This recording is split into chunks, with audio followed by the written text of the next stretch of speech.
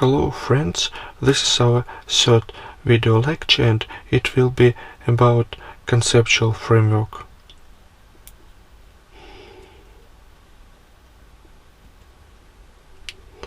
That's our first slide. We have already discussed it a little bit in our first lecture, and now we are going to discuss it in more detail. So, conceptual framework and approaches to financial reporting. There are two main approaches for financial reporting. The first one is the principles-based approach. The aim of this approach is to define generally accepted accounting principles, which must be always applied. The rules-based approach is based on the detailed rules which are defined by regulatory bodies. So there are rules for each important accounting area, and these rules must be followed. What are the advantages of principles-based approach? Conceptual framework provides reasonable guidance on how to deal with different accounting issues. It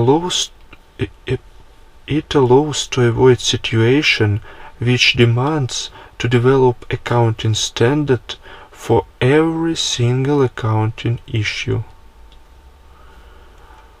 It is more difficult to break accounting standards which are based on conceptual framework, because conceptual framework contains accounting principles which must be applied always, and as well as for situation it is very difficult to provide rules for every single important issue. So that is why generally accepted accounting principles are necessary, and conceptual framework which provides these principles gives a basis which help to deal with situations which are still uncovered by standards or rules. Another advantage is that the credibility of financial reports is higher, because it is more difficult to break principle. Transparent principles protect standard setting process from bias or external influence. So these are the main advantages of principles-based approach, and conceptual framework actually is an example of principles-based approach. What are the goals of conceptual framework? First of all is to provide help in the development of new standards and review of the existing ones.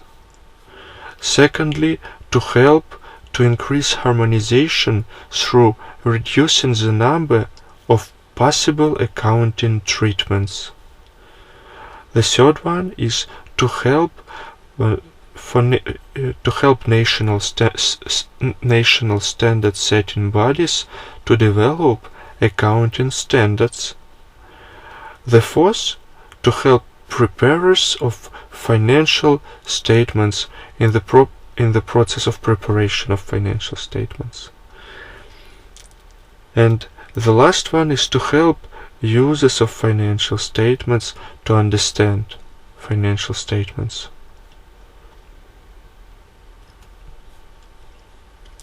General objective of the framework is to provide help and support to the different stakeholders who are interested in the financial statements prepared under international financial reporting standards. If there is a conflict between conceptual framework and international financial reporting standards, then international financial reporting standard must be applied. Such cases are rare, very rare. Main areas of conceptual framework. There are 4 main areas of the conceptual framework. First of all, conceptual framework contains objective of financial reporting. It contains explanation of qualitative characteristics of financial information. It contains definitions, recognition and measurement rules applicable to the elements of financial statements. It also contains the concept of capital and capital maintenance. So, this is the end of our 3rd video lecture, and I hope it was useful. Thank you very much for watching this video. Bye!